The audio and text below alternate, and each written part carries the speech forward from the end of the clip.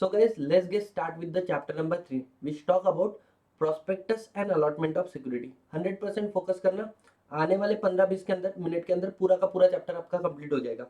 सबसे पहला क्वेश्चन आता है, sir what do you mean by prospectus. Prospectus का मतलब बड़ा सिंपल है, एनी डॉक्यूमेंट जिसको आप क्या कर रहे हो, इश्यू कर रहे हो या डिस्क्राइब कर रहे हो with the name of prospectus. अगर आप किसी चीज को प्रोस्पेक्टस बोलकर इश्यू कर रहे हो तो वो चीज क्या मानी जाती है, प्रोस्पेक्टस मानी जाती है। बट सेकंड चीज आती है, it include red herring prospectus and shell prospectus. और लास्ट वाला बात बोला है कि सर अगर कोई डॉक्यूमेंट है, कोई नोटिस है, कोई सर्कुलर है, कोई एडवर्टाइजमेंट है जिससे आप क्या कर रहे हो, इनवाइट कर रहे हो पब्लिक को कि वो आपकी कंपनी की शेयर सिक्योरिटी को सब्सक्राइब करे या फिर वो आपकी कंपनी की सिक्योरिटी को परचेस करे, तो बच्चों उस डॉक्यूमेंट, उस नोटिस, उस सर्कुलर, उस एडवर्टाइजमेंट को भी हम लोग क्या बोलेंगे, प्रोस्पेक्टस बोलेंगे। सॉर्टेड, एकदम इजी है। तो प्रोस्पेक्टस का डेफिनेशन कतई इजी है कि कोई भी चीज को आप इशू कर रहे हो, डिस्क्राइब कर रहे हो with the name of prospectus, तो वो प्रोस्पेक्टस है। It include the various types of the prospectus या फिर dim prospectus, notice, circular, advertisement जिससे आप पब्लिक को इनवाइट कर रहे हो तो उसको भी हम लोग क्या मानेंगे, prospectus. It means there are three ingredient, मतलब देयर मस्ट बी डॉक्यूमेंट, ये सेकंड आप इनवाइट कर रहे हो, offer, inviting offer from public to subscribe the security of your company. और तीसरा बात क्या बोला है, it include many types of prospectus, that is red herring prospectus and shell prospectus. अब आगे बढ़ते हैं हम लोग, ये बहुत डिटेल लेवल पे बच्चों हम लोगों ने एक एक चीज को स्टडी किया था, पब्लिक का मतलब क्या होता है वगैरह वगैरह वगैरह, तो ये सारी बातें अब डिस्कस हम लोग नहीं कर रहे। सीधा टॉपिक पे आते हैं, next section number 23। Section number 23 क्या बोलता है कि एक पब्लिक कंपनी या फिर प्राइवेट कंपनी किस तरीके से पैसा रेज कर सकती है पब्लिक से। तो बोले देखो, पब्लिक कंपनी आप पब्लिक इशू ला सकते हो, आप मेंबर से पैसा, मेंबर को सिक्योरिटी इशू करना चाहते हो तो राइट इशू, बोनस इशू के थ्रू कर सकते हो, या फिर आप सिलेक्टेड ग्रुप ऑफ पर्सन को प्राइवेट प्लेसमेंट ऑफर कर सकते हो।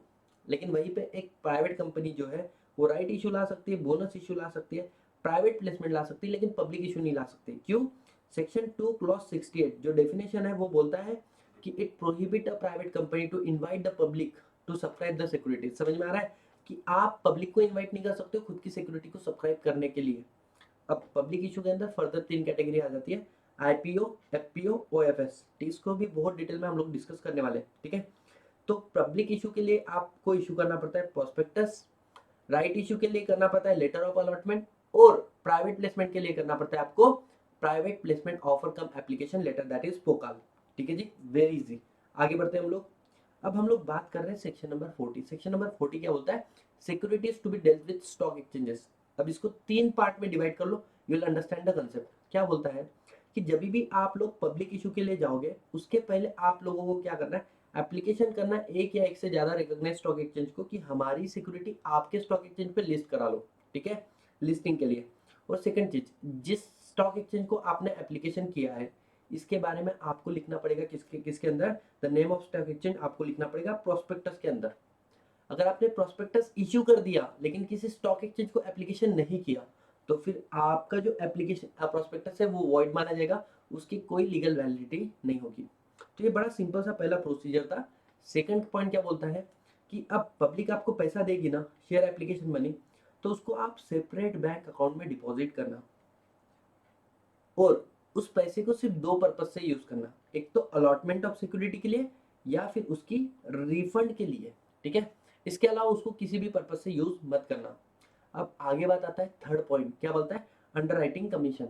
अगर आपको अंडरराइटिंग कमीशन देना है तो 2 बातें याद रखना, क्या रेट पे दे सकते हो, द रेट, और दूसरा बात रखना क्या कंडीशन है अंडरराइटिंग की।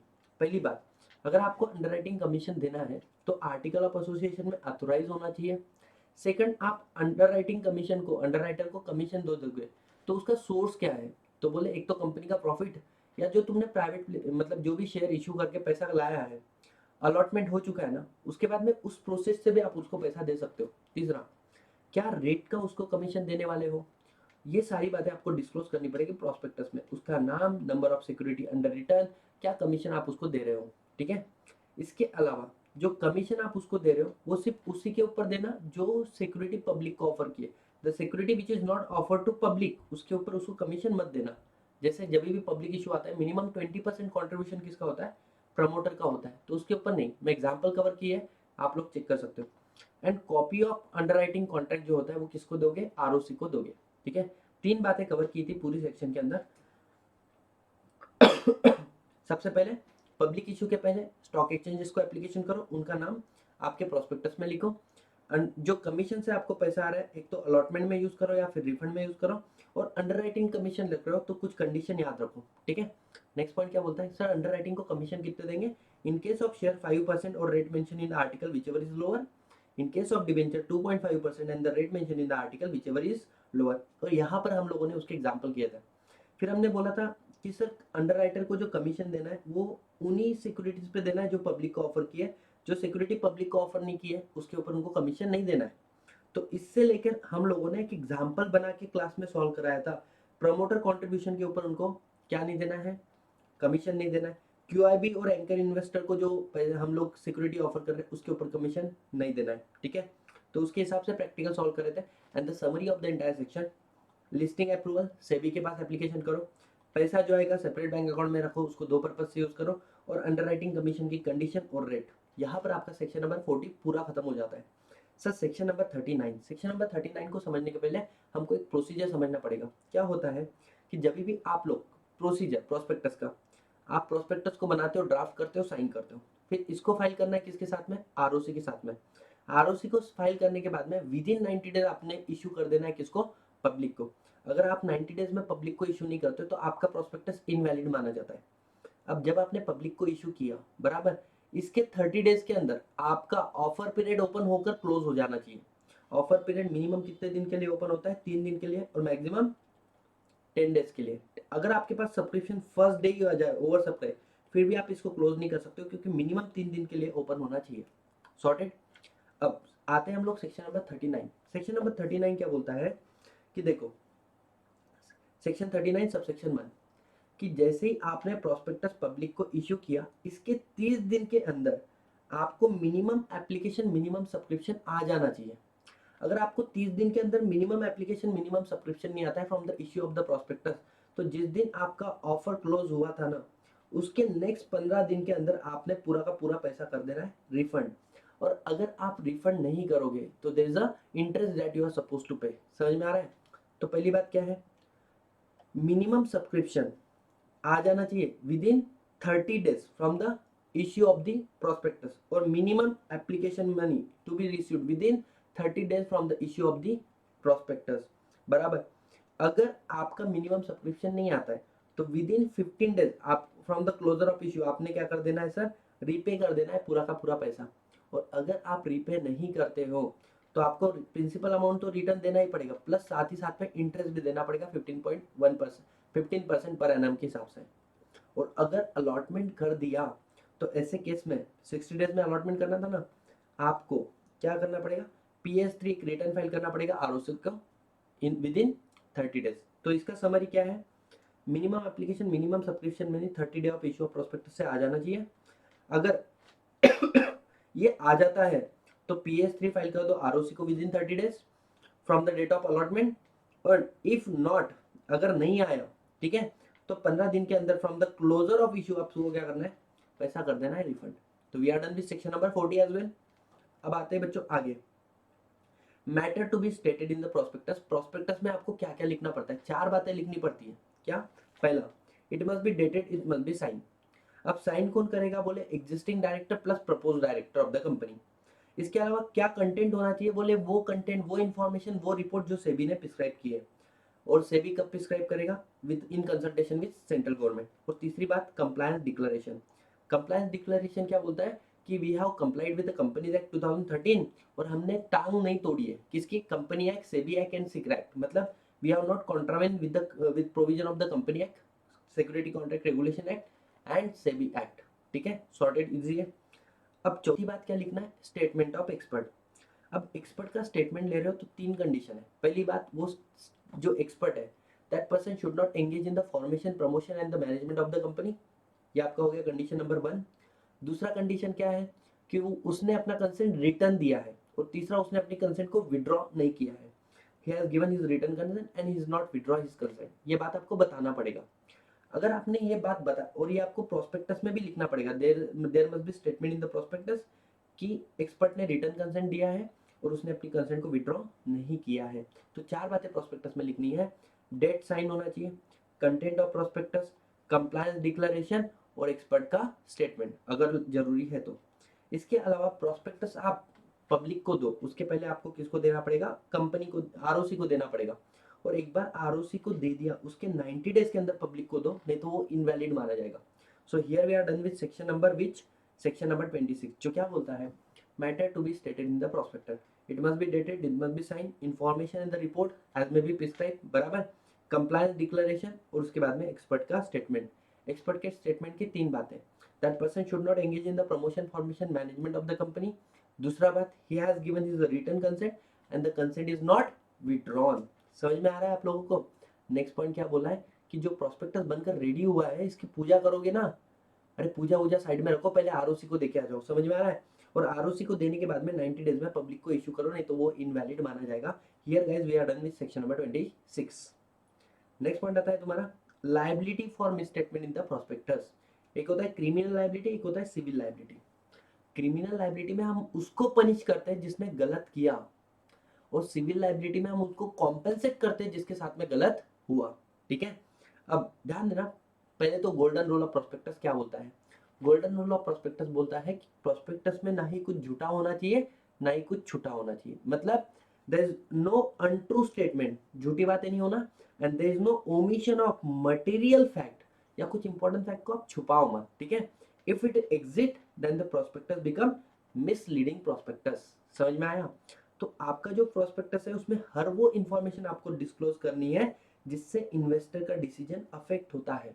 यहाँ पे एक केस हुआ था रेक्स वर्सेस केल्सेंट वाला, जिसमें कंपनी ने ये तो बता दिया कि हमारी कंपनी कंटिन्यूअसली बहुत अच्छा डिविडेंड देती है, बट हमें ये नहीं बताया कि कंपनी में प्रॉफिट ही नहीं है। डिविडेंड तो पिछले पुराने रिजर्व और कैपिटल रिजर्व में से दे रही है। ठीक है, तो यहाँ पर कंपनी का जो प्रोस्पेक्टस है वो क्या है, misleading, not because of untrue statement but because of the omission of material fact. Sorted, एकदम इजी जा रहा है बच्चों। अब नेक्स्ट पॉइंट आता है civil liability, criminal liability. Try to understand this concept logically. सबसे पहले सिविल लायबिलिटी कब अराइज होगी, 4 situation. Company issue the prospectus, number 1, prospectus is misleading, number 2, the person relying on the prospectus subscribe the security, subscribe बोला है, purchase नहीं बोला है, उसने अपने शेयर परचेस किए कंपनी से, subscribe the security. And 4, he suffer losses, उसको लॉस हुआ तो ही हम कॉम्पेंसेट करेंगे, अगर उसको लॉस नहीं हुआ तो we will not compensate him. ठीक है, तो सिविल लायबिलिटी कब होता है, अगर आपको लॉस हुआ तो कॉम्पेंसेट करने वाला सिविल लायबिलिटी है। नेक्स्ट पॉइंट, अब सर उसको क्या करेंगे, उसको हम लोग कॉम्पेंसेट करेंगे। कौन कौन कॉम्पेंसेट करेगा, तो 3 डायरेक्टर है, कंपनी का एग्जिस्टिंग डायरेक्टर, प्लस कंपनी को किसने साइन किया था, प्रपोज डायरेक्टर, प्लस अगर कोई व्यक्ति जिसने अपना नाम दिया है, लेन किया एज अ डायरेक्टर, वो भी। इसके अलावा और किसकी स्टेटमेंट थी, सर एक्सपर्ट की। इसके अलावा किसका नाम होता है कंपनी के प्रोस्पेक्टस में, प्रमोटर का डेफिनेशन याद करो, promoter means a person whose name identified from annual return in the prospectus. तो प्रमोटर भी लायबल रहेगा, और कंपनी तू खुद भी तो लायबल रहेगी, राइट। और तुम्हारे अलावा जितने भी पर्सन जिन्होंने इशू किया, अथोराइज किया प्रोस्पेक्टस को, मतलब merchant banker, lead book runner, ठीक है, या फिर स्टॉक ब्रोकर, या फिर रजिस्टर एंड ट्रांसफर एजेंट, ठीक है, ये सारे लोग जिन्होंने अथोराइज किया पब्लिक इशू को, ये सभी लोग लायबल रहेंगे उसको कॉम्पेंसेट करके देने के लिए जो लॉस उसको हुआ है। क्या सर हम लोग डिफेंस ले सकते हैं, हम लोग इस लायबिलिटी से बच सकते हैं, बिल्कुल बच सकते हो। कौन बच सकता है, ये प्रपोज डायरेक्टर बच सकता है।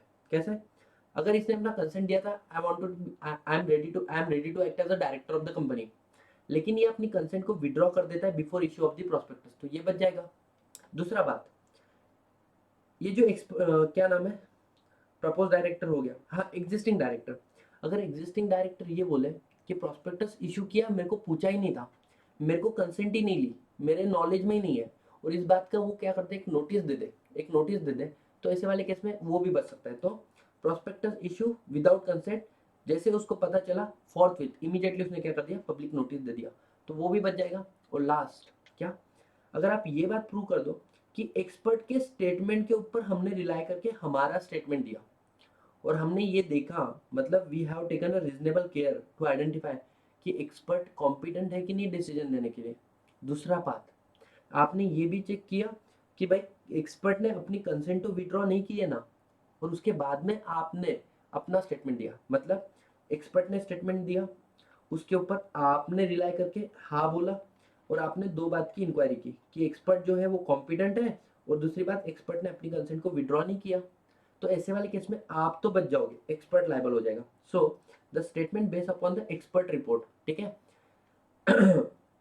लेकिन आपने दो चीजें की, क्या कि you have taken a reasonable care to believe that the expert is competent and expert has not withdraw his consent, ये बातें आपको प्रूव करनी है। तो here we are done with what guys, civil liability.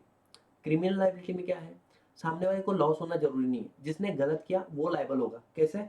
For section 447, under section 447 fraud, ठीक है। Show cause of liability क्या है, प्रोस्पेक्टस जो आपने इशू किया, सर्कुलेट किया, वो था मिसलीडिंग। कौन लायबल है इधर, वो प्रमोटर, डायरेक्टर, एक्सपर्ट बात नहीं किया, हर एक व्यक्ति जो अथोराइज कर रहा है इशू को। लायबिलिटी कितना है, 447, मतलब फ्रॉड। क्या इस लायबिलिटी से हम लोग बच सकते हैं? अरे बिल्कुल बच सकते हो, लेकिन उसके लिए आपको क्या करना पड़ेगा, दो बातें। एक तो आप बताओ जो स्टेटमेंट हमने दी है, मतलब जो मिस स्टेटमेंट है वो इमटेरियल है, सतीश को सतीश लिख दिया, does not make a sense. Director का घर का एड्रेस हमने पुराना लिख दिया, does not make any sense. समझ में आ रहा है? तो ये चल जाता है, ये चल जाता है। या फिर आप बोलो कि जो मैंने मिस स्टेटमेंट दिया, बराबर, मेरे को लगता था वो सही है, मतलब this is a case of miss representation, not a case of fraud. Miss representation fraud में क्या फर्क होता है कि मानो मैं कोई बात बता रहा हूँ और मुझे पता है मैं बता जो रहा हूँ वो गलत है, तो this is a case of fraud. और दूसरा क्या होता है, मैं जो बात बता रहा हूँ मुझे लगता है वो बात सही है, मेरे को नहीं पता था मैं जो बोल रहा हूँ गलत है, तो this is case of misrepresentation. So if you believe the statement given by you is a true, so then in that case you can save yourself from the liable under section 447. So here we are done with the criminal liability as well. Next point क्या बोलता है कि अगर एक व्यक्ति दूसरे व्यक्ति को क्या कर रहा है, इंड्यूस कर रहा है कि तू मेरे साथ में एग्रीमेंट में एंटर हो जा, किस बात से लेके, हमारी कंपनी के शेयर सेल परचेस करने से लेके, या फिर हमारी कंपनी के अंदर शेयर सेल परचेस करने से तेरे को प्रॉफिट होगा, तू आ जा हमारी कंपनी के शेयर ले ले। या तीसरी बात, तू हमारी कंपनी, तेरे पास पैसा नहीं शेयर लेने के लिए, तो एक काम कर, मैं तेरे को क्रेडिट फैसिलिटी अवेलेबल कर देता हूँ जिसके थ्रू हमारे कंपनी के शेयर परचेस कर ले। सर ये सब वैलिड है, बिल्कुल वैलिड है, कोई प्रॉब्लम नहीं है, कोई प्रॉब्लम नहीं है। लेकिन जो व्यक्ति ऐसा कर रहा है, उनको पता है, वो जानबूझ के उसको पता है कि वो जो भी प्रॉमिस कर रहा है, जो भी फोरकास्ट कर रहा है, वो फॉल्स है, झूठे है, डिसिप्टिव है, फंसाने के उद्देश्य से कर रहा है, मिसलीडिंग है, मतलब गलत बात है, या वो कोई बातों को छुपा के कर रहा है। ऐसे वाले केस में this person is liable under section 447। तो इसको बोलते हैं punishment for fraudulently inducing another person to invest in the securities of the company. Section number 37 क्या बोलता है, अब गलत एक के साथ में हुआ है, एक से ज्यादा लोगों के साथ में हुआ, बहुत सारे लोगों के साथ में हुआ है, तो दे मे टेक एक्शन इंडिविजुअली, या फिर ग्रुप में ले सकते हैं, या फिर जिन लोगों को एक जैसे लॉसेस हुए हैं, they may take action in the association of person. मतलब action can be taken individually और action can be taken in the class action suit जिसको बोलते हैं ना, who have been affected by misleading prospectus। तो बच्चों मैंने आप लोगों को सबसे पहले जो टेक्निकल पॉइंट्स है ना वो सारे कवर कराए, समझ में आ रहा है? अब हम लोग बढ़ रहे हैं आगे। Sir deem prospectus section number 25, logically बात करते हैं।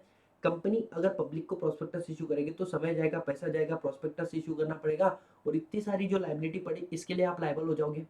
इसलिए कंपनी क्या करती, अपने शेयर प्राइवेट प्लेसमेंट पे अलॉट करती इश्यू हाउस को, और इश्यू हाउस को बोलती तू आगे पब्लिक को ऑफर कर देना, ठीक है। इससे क्या हुआ, मुझे मेरा शेयर पब्लिक के पास भी गया और मुझे प्रोस्पेक्टस इशू भी नहीं करना पड़ा। बट इश्यू हाउस जिस डॉक्यूमेंट से पब्लिक को शेयर ऑफर करेगी उस डॉक्यूमेंट को हम लोग बोल देंगे क्या, डीम प्रोस्पेक्टस। समझ में आया? अब सर मतलब इस डॉक्यूमेंट पे हर वो कंसेप्ट एप्लीकेबल हो जाएगा जो प्रोस्पेक्टस का रहेगा, आप इन सारी चीजों से भाग नहीं पाओगे। समझ में आ रहा है? लॉ बोलता है दो केसेस ऐसे हैं जहां पे हम मानेंगे केस डीम प्रोस्पेक्टस वाला है। कब? पहली बात कि जब आपने पब्लिक को ऑफर किया ना, बराबर, इश्यू हाउस जब तुझे शेयर मिला और तूने पब्लिक को ऑफर किया, इसके अंदर जो गैप था वो 6 महीने का से कम है, 6 महीने से ज्यादा नहीं है। मतलब इश्यू हाउस तूने शेयर लिए ही इस उद्देश्य से कि तू पब्लिक को ऑफर करे, गलत बात। दूसरा रीजन कि जब आपने पब्लिक को ऑफर किया, अब इश्यू हाउस को देखो, एक शेयर था 100 रुपए का, तो इश्यू हाउस ने इनिशियली दिया कितना, सिर्फ 10 रुपए, है ना। और बाद में इश्यू हाउस ने पब्लिक को इशू किया, पब्लिक ने इश्यू हाउस को दिया 100 रुपए। अब इश्यू हाउस के कंपनी को कितना देना बाकी था, 90 रुपीज। इश्यू हाउस क्या बोलता है, देखो जो पब्लिक से कंसिडरेशन आया इसमें से जो मैंने ऑलरेडी पे किया 10 रुपए वो माइनस करूंगा, प्लस मेरा कमीशन निकाल रहा हूँ मैं 20 रुपीज, और इसके बाद में आपको सिर्फ दूंगा 70 रुपए। तो the whole consideration is not receive to company when offer to public. अगर ये दो केसेस है तो हम लोग मान के चलेंगे this is a case of deem public issue, offer for sale, ठीक है। तो ऐसे वाले केस में भी आपके ऊपर प्रोस्पेक्टस के सारी प्रोविजन एप्लीकेबल हो जाएगी। अब ये जो डॉक्यूमेंट आपने इशू किया है इसके अंदर आपको दो ज़्यादा की डिटेल बताने पड़ेंगे। क्या? एक तो ये बताओ कि तुम कितना कंसिडरेशन कंपनी को देने वाले हो पूरा, और दूसरा ये बताओ आप दोनों के बीच में एग्रीमेंट हुआ होगा ना पब्लिक को ऑफर करने का। बोले हाँ। तो कहाँ पर आके हम लोग उस डॉक्यूमेंट को इंस्पेक्ट कर सकते हैं ये आपको बताना पड़ेगा, ठीक है। अब एडिशनल बात क्या है कि जो इश्यू हाउस है, हम ऐसा मानेंगे अगर प्रोस्पेक्टस कंपनी इशू करती तो जैसे कि डायरेक्टर साइन करते हैं, डायरेक्टर ना, तो बोले इश्यू हाउस जिस व्यक्ति ने तुम्हारे बिहाफ में पब्लिक को ऑफर डॉक्यूमेंट इशू किया ना, हम मानेंगे जैसे कि वो कंपनी का डायरेक्टर है, और यहाँ पे कंपनी पब्लिक ने क्या किया है, आपकी कंपनी के शेयर परचेस किए हैं, दे आर परचेसर, लेकिन हम उनको परचेसर बायर नहीं मानेंगे, हम उनको सब्सक्राइबर मानेंगे। समझ में आ रहा है? देखो पहले तो मीनिंग बता दिया, वेयर कंपनी अलॉट और agree to allot any of its security with a view कि ये डायरेक्टली ऑफर किसको हो गया, पब्लिक को, बराबर। Document by which of is made, इस डॉक्यूमेंट को हम लोग क्या मानेंगे, बोले सर डीम पब्लिक प्रोस्पेक्टस मानेंगे, ठीक है। नेक्स्ट प्रिजम्पशन, कब, ओएफएस अनलेस कॉन्ट्रेरी प्रूव, जब तक कुछ और प्रूव नहीं होता हम मानेंगे केस किसका है, डीम प्रोस्पेक्टस का है।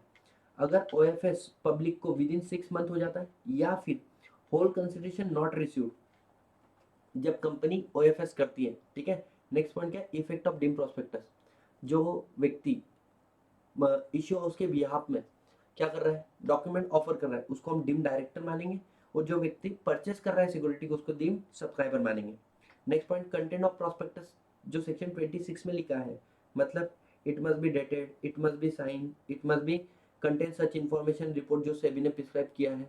और इसके अलावा नेक्स्ट पॉइंट क्या था अपना बच्चों, नेक्स्ट पॉइंट क्या था कि सर एक्सपर्ट का स्टेटमेंट, ये सब कुछ तो रहेगा। इसके अलावा दो एडिशनल पॉइंट रहेंगे, क्या, नेट कंसिडरेशन आप कितना दे रहे हो कंपनी को, और लास्ट वाला पॉइंट क्या, टाइम एंड प्लेस बताओ जहाँ पे हम डॉक्यूमेंट को इंस्पेक्ट कर सकते हैं, जो एग्रीमेंट हुआ था, बराबर। साइनिंग ऑफ डीम प्रोस्पेक्टस, अगर इश्यू हाउस कंपनी है तो कम से कम 2 लोग उसको साइन करेंगे, और इश्यू हाउस अगर कोई फर्म है तो उस केस में कम से कम कितने लोग साइन करेंगे, हाफ ऑफ द पार्टनर उसको साइन करेंगे।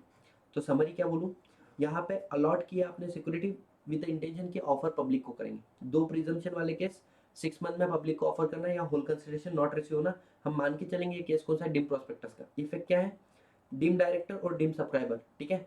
और 2 एडिशनल डिस्क्लोजर देने पड़ते हैं आपको, नेट कंसिडरेशन कितना दे रहे हो, कहाँ पे डॉक्यूमेंट इंस्पेक्ट कर सकते हैं हम लोग, और साइनिंग वाला बात। अगर ये सारे पॉइंट आप लोगों के दिमाग में क्लियर हो गए तो you guys are done with section number 25। Section number 26 क्या बोलता है, जो कंपनी का एग्जिस्टिंग मेंबर है, offer for sale by certain member of the company, जो कंपनी का एग्जिस्टिंग मेंबर है वो चाहे तो पब्लिक को डायरेक्ट सेल कर सकता है। बट मानो अडानी जी, गौतम अडानी अपने शेयर मार्केट में डायरेक्ट सेल कर दे तो शेयर का प्राइस कम हो जाएगा, ये डाउट होगा कि भाई साहब there is a fraud in the company, therefore the promoter getting out. समझ में आ रहा है, प्रमोटर बाहर क्यों नहीं कर रहा है, गोइंग आउट, तो क्योंकि कंपनी में शायद कोई फ्रॉड होगा। तो ऐसे केस में प्रमोटर बोलता है कि मैं डायरेक्ट पब्लिक में जाने से अच्छा है कि पहले बोर्ड ऑफ डायरेक्टर को कंसल्ट करूं, फिर अथोराइज करूंगा कंपनी को तुम मेरे डॉक्यूमेंट किसको ऑफर करो, पब्लिक को ऑफर करो, बराबर। नेक्स्ट पॉइंट क्या है, फिर जिस डॉक्यूमेंट से उन्होंने पब्लिक को ऑफर किया उसको हम लोग डीम प्रोस्पेक्टस मान लेंगे, और जो भी खर्चा हुआ कंपनी का उसको रिएम्बर्स कौन करके देंगे, गौतम अडानी जी करके देंगे, द मेंबर जिसके शेयर्स आप पब्लिक को दे रहे हो। तो टोटल क्या बोल सकते हैं, पहली तो member of company propose to offer to public, उनके शेयर को किनको ऑफर कर रहे हैं, पब्लिक को, बट डायरेक्टली नहीं कर रहे, थ्रू कंपनी कर रहे हैं। 4 प्रोसीजर है, मेंबर आप कंसल्ट कर रहे हो बोर्ड ऑफ डायरेक्टर से, फिर आप ऑथोराइज कर रहे हो कंपनी को, फिर कंपनी ओएफएस कर रही है पब्लिक को, और मेंबर आप खर्चा रिइंबर्स करके दे रहे हो कंपनी को। इसके केस में कुछ बातें हैं, that minimum subscription, minimum application money, बराबर, और यूटिलाइजेशन इस फंड का कहाँ पे करोगे, ये एप्लीकेबल नहीं होता है आपके ऊपर। नेक्स्ट पॉइंट आता है share prospectus, type of prospectus की बात करते हैं। क्या होता है, कंपनी फ्रिक्वेंटली जितनी बार पब्लिक इशू लाएगी उतनी बार उसको नया नया प्रोस्पेक्टस इशू करना पड़ता है। तो सेबी ने कुछ क्लास ऑफ कंपनी को प्रिस्क्राइब करके रखा है कि बोले आप एक ही प्रोस्पेक्टस, सिंगल प्रोस्पेक्टस इशू करो, और जिसके भरोसे आप मल्टीपल पब्लिक इशू ला सकते हो, मतलब for new public issue you need not to come out with the new prospectus. समझ में आ रहा है? So it is a valid for a multiple public issue for the class of the security mention therein for a period which is not exceeding 1 year. समझ में आ रहा है? तो ये किसको एप्लीकेबल है, applicable to those company which is prescribe by SEBI. लेकिन जब भी शेयर प्रोस्पेक्टस लाओ तो पहला प्रोस्पेक्टस आपको देना पड़ेगा किसको, आरओसी को, ठीक है। फर्स्ट प्रोस्पेक्टस आपको आरओसी को देना पड़ेगा। नेक्स्ट पॉइंट क्या है, validity of the shelf prospectus. Shelf prospectus की वैलिडिटी क्या है बोले, मैक्सिमम 1 ईयर। कहाँ से शुरू होगी, जब आपने पहला पब्लिक इशू लाया होगा ना, वहां से 1 ईयर शुरू हो जाएगा। नेक्स्ट, जब भी आप सेकंड या सब्सिक्वेंट पब्लिक इशू लाओ तो आपको उसके अंदर नया प्रोस्पेक्टस तो लाने की जरूरत नहीं है, बट एक डॉक्यूमेंट लाना पड़ेगा, इन्फॉर्मेशन मेमोरेंडम, जिसके अंदर आप बताओगे अगर कोई चार्जेस क्रिएट हो गए कंपनी के ऊपर तो वो, अगर फाइनेंशियल पोजीशन चेंज हुई है तो वो, मानो आपको किसी से एडवांस में पैसा रिसीव हो चुका था तो, और आपने जब इंफॉर्मेशन मेमोरेंडम लाया तो आपकी कंपनी की फाइनेंशियल पोजीशन वध से वाहियात हो गई थी, बराबर। तो बोले आप इंटीमेट करो उस एप्लीकेंट को कि देखो आपने पैसा जब दिया था तब कंपनी का पोजीशन अच्छा था, लेकिन आज तो चेंज हो चुका है। अगर वो अपनी इच्छा बताता है, जाहिर करता है कि मेरे को विड्रॉ करना है, तो उसको 15 दिन में उसका पैसा रिफंड करो, ठीक है। तो information memorandum with shelf prospectus become deem prospectus complete prospectus. Summary यहाँ पे, पहले तो मीनिंग क्या होता है शेल प्रोस्पेक्टस का, a single prospectus which remain valid for the multiple public issue for the class of securities include therein, बराबर। For new public issue you need not to come out with the new prospectus. Applicability, SEBI prescribe company में। और procedure क्या है, company आप ROC को file करोगे, validity 1 year, information memorandum subsequent offer के समय में लाना पड़ेगा। इसमें इंटीमेट करो जो भी चेंजेस हुए हैं, बराबर। Charge credit financial position, opportunity to withdraw the application to the, जिससे एडवांस में पैसा आया। और कंप्लीट प्रोस्पेक्टस बन जाता है जब shelf prospectus plus information memorandum बन जाता है। आगे बढ़ते हैं, रेड हियरिंग प्रोस्पेक्टस। लॉजिकली समझना, एक इशू होता है फिक्स इशू, एक होता है book building issue. Fix issue में क्या होता है, बोर्ड ऑफ डायरेक्टर एडवांस में डिसाइड कर लेते हैं अमाउंट ऑफ प्रीमियम, मतलब 10 रुपए फेस वैल्यू का शेयर है ना, हम इशू उसको कर रहे हैं 110 रुपीज के ऊपर, it mean the premium is already fix 100 rupees. वहीं पे कभी कभी बोर्ड ऑफ डायरेक्टर है ना प्रीमियम डिसाइड नहीं करते, एक बार प्राइस रेंज डिसाइड करते कि हम हमारा शेयर 100 रुपए से 120 रुपए के अंदर इशू करना चाहते हैं, आप लोग सामने से बिड करो। फिर लोग बिड करेंगे और एक final cut off price decide होगा बेस्ड अपॉन द बिडिंग, जो हुआ 110। इसके मतलब 110 के ऊपर जितने लोगों ने बिड किया दे आर सक्सेसफुल बिडर, 110 के नीचे जिन्होंने बिड किया they are unlucky not successful bidder. समझ में आ रहा है। तो जब ये प्रोसीजर चलता है तो स्टार्टिंग में जो प्रोस्पेक्टस इशू किया था टेम्पररी प्रोस्पेक्टस, जिसके अंदर price, exact price and the quantum of security is not given, that is called as red herring prospectus. Red herring prospectus, अब जैसे ही फाइनल प्राइस होता है it lead to finalization of premium and complete prospectus. So red herring prospectus is a prospectus which do not contain the complete particular of quantum and the price of the securities, बराबर। अब इसका procedure क्या है, बड़ी simple सी है, company propose to make offer through book building issue, तो वो क्या कर सकती है, रेड हियरिंग प्रोस्पेक्टस ला सकती है। Red herring prospectus opening offer के 3 दिन पहले आरओसी को फाइल हो जाना चाहिए। फिर red herring prospectus carry the same obligation जो मेन प्रोस्पेक्टस के होते हैं। Upon the closing of issue आप फाइल्स को फाइनलाइज करो, और जो भी वेरिएशन है रेड हियरिंग प्रोस्पेक्टस में जो बातें नहीं दी थी और मेन प्रोस्पेक्टस में दे रहे हो उसको क्या करो, हाईलाइट करो। और उसके बाद में जो आपका फाइनल प्रोस्पेक्टस है, not a red herring prospectus, वो आरओसी को और सेबी को दे दो। उसके अंदर इंफॉर्मेशन होना चाहिए, total capital raise, what is the closing price and other details, ठीक है। So here is the summary. Meaning क्या होता है, इट इज ऑप्शन, क्योंकि आप फिक्स प्राइस मेथड से भी जा सकते हो। Procedure, red herring prospectus ROC को दो 3 दिन प्रायर पहले, क्लोजिंग ऑफ इशू के ऊपर फाइनल प्रोस्पेक्टस बनाओ, डिटेल्स हाईलाइट करो, अदर इन्फॉर्मेशन डालो, और उसके बाद में ये किसको दे दो, आरओसी और सेबी को दे दो। इट मीन्स गाइस हम लोगों का रिवीजन भी हो रहा है और समरी भी हो रही है हर एक सेक्शन की। सर एवरेज प्रोस्पेक्टस क्या होता है, देखो बड़ा बड़ा प्रोस्पेक्टस आज के दिन में छोटा छोटा इन्वेस्टर नहीं पढ़ता, तो उसको समरी चाहिए हर एक चीज का, ठीक है। आप लोग भी जैसे डिटेल कंटेंट पढ़ने के बाद में क्या डिमांड कर रहे हो कि सर समरी बता दो सेक्शन का, वैसे ही बोलते हैं। तो आज के डेट में जब भी कंपनी क्या करेगी, एप्लीकेशन इशू करेगी, तो उसके साथ में एवरेज प्रोस्पेक्टस देंगी, मेन प्रोस्पेक्टस नहीं देगी। लेकिन एवरेज प्रोस्पेक्टस उनको मत दे देना जो तुम्हारी कंपनी की शेयर अंडर राइट कर रहे हैं, इतना बड़ा रिस्क ले रहे हो तुम, उसको छोटा प्रोस्पेक्टस दे रहे हो, नहीं चलेगा। या फिर जो सिक्योरिटी तुमने पब्लिक को ऑफर नहीं की है, वेंचर कैपिटलिस्ट को की है, तो ऐसे वाले केस में उनको एवरेज प्रोस्पेक्टस इशू मत करना। नेक्स्ट पॉइंट बोला है कि अगर आपको कोई पर्सन रिक्वेस्ट करता है कि मेरे को मेन प्रोस्पेक्टस चाहिए, तो आपको उसको मेन प्रोस्पेक्टस भी देना पड़ेगा, नहीं दोगे तो डिफॉल्ट के लिए लायबल रहोगे।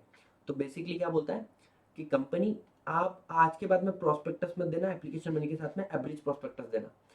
अगर सामने वाले व्यक्ति ने तुमको, पब्लिक ने रिक्वेस्ट किया तो मेन प्रोस्पेक्टस दे देना, लेकिन आप अंडरराइटर को और the security which is not offered public को, उनको तो मेन प्रोस्पेक्टस ही देना विद एप्लीकेशन मनी, उनको एवरेज प्रोस्पेक्टस नहीं देना। ठीक है, आगे बढ़ते बच्चों। Section number 27, variation in the terms of contract and the object stated in the prospectus. मानो कंपनी ने 10 करोड़ रुपए रिस्क किए बैक फॉर एडटेक बिजनेस। अब कंपनी सोचती है कि 10 लाख तो एडटेक के लिए यूज किए, 9 करोड़ 90 लाख में दूसरे पर्पस के लिए यूज करूंगी। ऐसा चलता है क्या? सेक्शन नंबर 27 बोलता है चलता है, लेकिन कुछ कंडीशन सेटिस्फाई करना पड़ेगा। क्या? स्पेशल रिजोल्यूशन पास करो बाय पोस्टल बैलेट, फिर न्यूज़पेपर, 2 न्यूज़पेपर में एडवर्टाइजमेंट दो विद जस्टिफिकेशन। ठीक है, और तीसरा रिस्ट्रिक्शन है कि आप ऑब्जेक्ट चेंज करके किसी कंपनी के सिक्योरिटी में ट्रेड मत करना शुरू कर देना। आगे क्या बोलता है? अब कोई व्यक्ति है जो डिसेंटिंग है, जो एग्री नहीं करते हैं, है ना, तो उनको एग्जिट अपॉर्चुनिटी दोगे, लेकिन एग्जिट अपॉर्चुनिटी कंपनी तू नहीं देगी, प्रमोटर या कंट्रोलिंग शेयर होल्डर देंगे। समझ में आ रहा है? किसको? इन लोगों को। तो यहाँ पर हो गया क्या? टर्म्स एंड कंडीशन चेंज करना है, ऑब्जेक्ट चेंज करना है, तो ऐसे केस में स्पेशल रिजोल्यूशन पास करो, न्यूज़पेपर में एडवर्टाइजमेंट दो और एग्जिट अपॉर्चुनिटी दे दो डिसेंटिंग शेयर होल्डर को।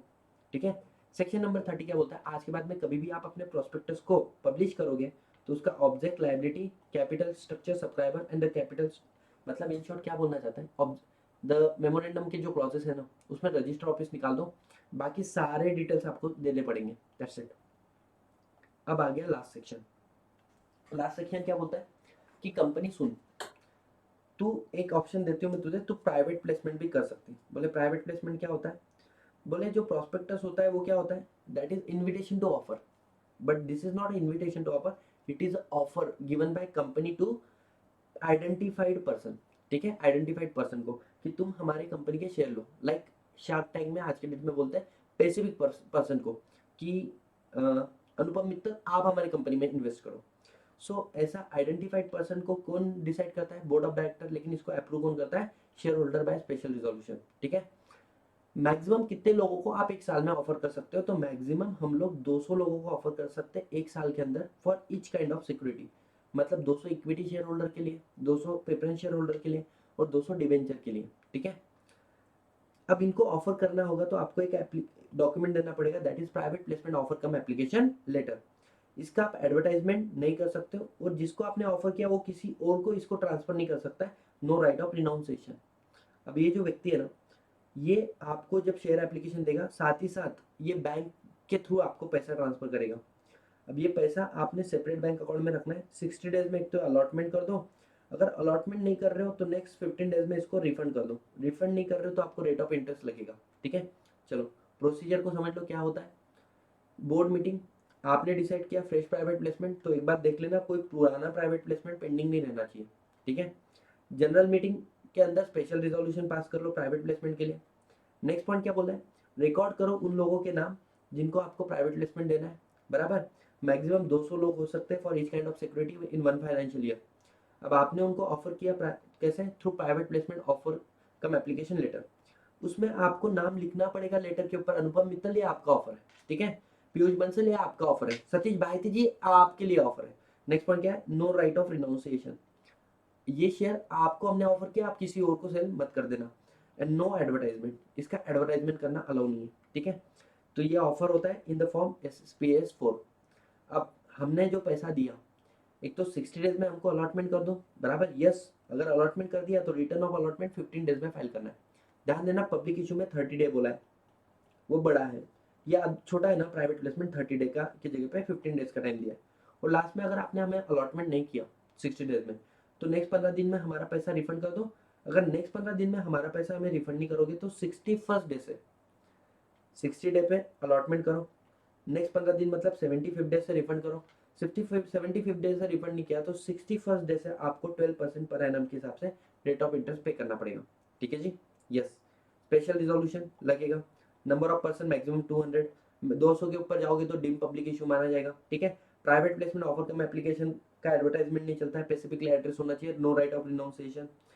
एप्लीकेशन बाय आइडेंटिटी, अब वही जिसको ऑफर दिया वही एप्लीकेशन देगा, वही एप्लीकेशन मनी देगा, बराबर अपने बैंक अकाउंट से, कंपनी इसका रिकॉर्ड रखेगी। 60 डेज में अलॉटमेंट करो, नहीं तो रिफंड कर देना पड़ेगा नेक्स्ट 15 डेज में, नहीं करोगे तो 12% per annum rate of interest from 61st day. ठीक है, लास्ट वाला पॉइंट क्या बोला हुआ है कि रिटर्न ऑफ अलॉटमेंट 15 डेज में फाइल करना है और नो फ्रेश प्राइवेट प्लेसमेंट अगर पहले वाला पेंडिंग पड़ा होगा तो।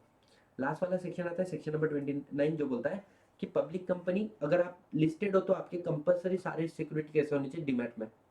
प्राइवेट कंपनी आपको ऑप्शन दिया है डीमैट में रखो या फिजिकल रखो।